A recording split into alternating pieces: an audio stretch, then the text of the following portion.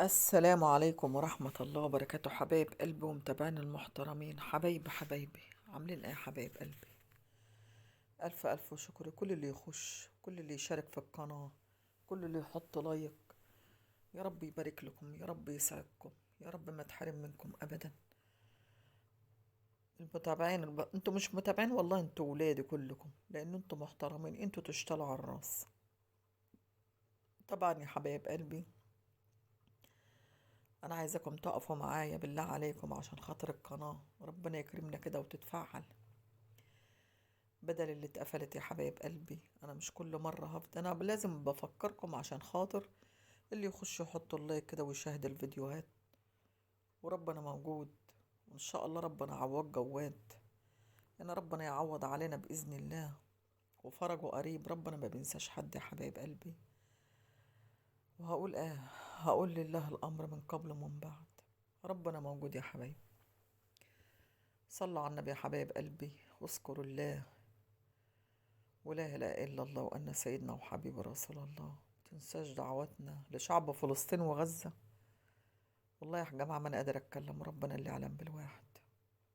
أنا عمالة هابر عشان خاطر القناة تتفاعل، ربنا يرزقنا منها عشان خاطر الأولاد دول يا جماعة الخير. محتاجين يا حبايب قلبي، وربنا هو اللي يعلم، ربنا هو اللي عالم بالحال وغني عن السؤال. طبعا يا جماعة الخير، أنا بقالي كام يوم شفت حسام داوود كان مع زوجته، مش ان هو جه هنا يعني كان طالع معاها، ان هو ربنا كرمه وخرج من المحبس اللي هو كان فيه، يعني ان هو كان محبوس وكده. طبعا الف الف مبروك يا حسام، انت تستاهل كل خير، وانت يا ابن الظلمت كتير وربنا معاك. وببارك لعلي الدهود، بارك لهم كلهم، ببارك لحنان، ببارك لرانيا، ببارك للبنى، وام طارق حبيبة قلبي، ام طارق المحترمة اللي تشتغل على الراس، ربنا يبارك لك يا حبيبة قلبي. شوف الفرحة اللي في قلبها قد إيه. يعني سبحان الله، ام طارق دي تختلف عن اي حد خالص في فرحتها، في قلبها لاخوها. شوف يا حبايبي، عماله الزغرط وفرحانه قد ايه ان اخوها ربنا كرمه. طب والله العظيم يا جماعه الخير، فرحه ام طارق اقوى من فرحه الوليه الكبيره، واللي قاعده هناك اللي بتقول انا رايحه اعمل عمره ورايحه الشحت وتتسول هناك عشان تلم التحصيل وترجع به، عمالة تتنقل من مكان لمكان. أنا مش، بص يا جماعة الخير، شل حتى تعمل إيه ولا باين عليها زهوة عمرة خالص، شكلها كده ما يدلش إن ده عاملة عمرة، يستحيل أبدا. هي أيوة عملت، بس شكلها مش باين، مش باين على وشها الصلاحية كده، لا. لا بقى إن هي قطعت أرزاقه والشقازة، عشان كده ربنا مش مش باين على وشها إن هي عملت عمرة ولا حجت ولا حاجة خالص. لا، ورايحة بقى هناك تقابل أخوها. يا سبحان الله على الدنيا، يا سبحان الله.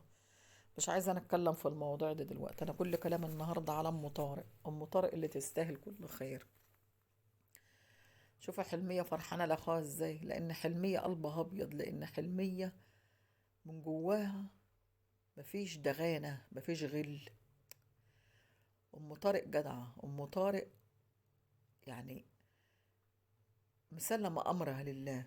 الظلم الكتير وتهان الكتير من وش الأذى وقطحت الأرزاق، بس هم رجعوا لبعض.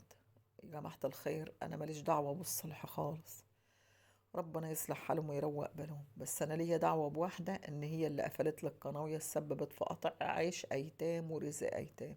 هو ده اللي أنا بتكلم فيه.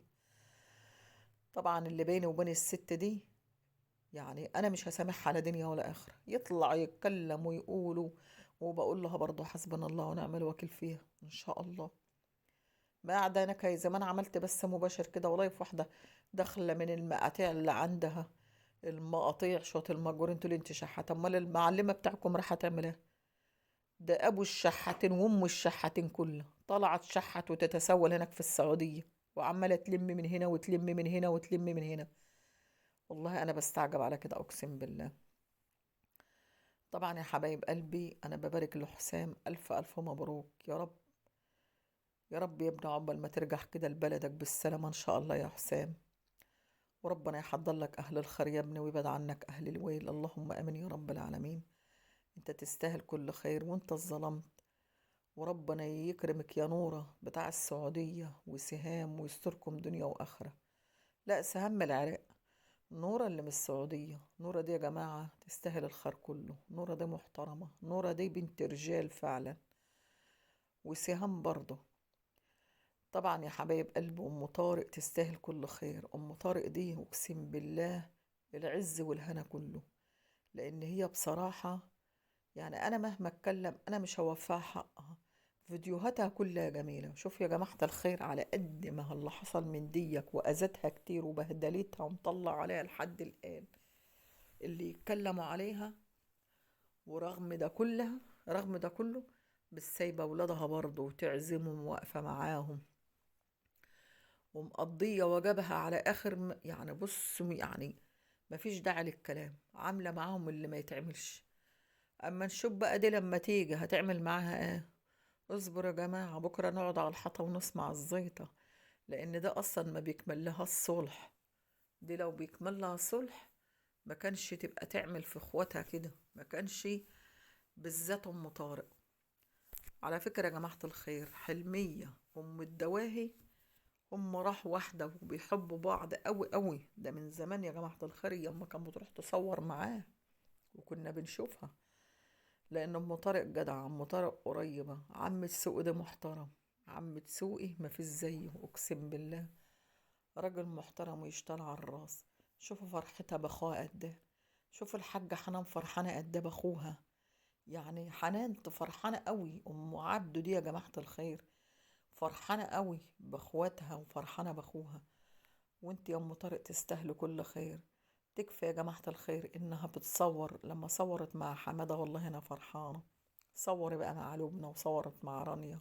صوري بقى مع لبنى ومع حنان يا أم طارق. ربنا يسترك دنيا وآخرة ويرزقك بالرزق الحلال الكتير الوفير. اللهم آمين يا رب العالمين. وانت تستاهلي كل خير. وانت يا أحسن بركة ألف بركة يا ابني. عقبال ما ترجع لبلدك وترجع لابنك ولزوجتك. يا ام الدواهي دي اتبلت على مين؟ على زوجة حسام دي اللي هو مرات اخوها. بتقول دي هي اللي سجنته ومطلعة القلاضيش بتاعتها بقت تتبلى على البنت دي يا عيني. وتقول دي هي اللي سجنه وهي اللي عملت وعملت فيه. وهو طلع قال ابدا ولا زوجتي ولا حد خالص للسبب في السجن ده. كان مشكلة وحصلت وخلاص. وربنا هو قعد وخد عقابه وطلع بالسلام. ان شاء الله ربنا يصلح لك حالك يا ابني وترجع بألف سلامة بإذن الله. وام طارق جدعة يا جماعة الخير. حلمية تستاهل كل خير. الله يسترك دنيا وآخرة يا ام طارق. في فيديوهاتك الجميلة وكلامك الحلو وفرحتك اللي انت بتخش بيها على المتابعين. فعلا والله متابعينك كلهم محترمين ويشتغلوا على الراس وولاد أصول.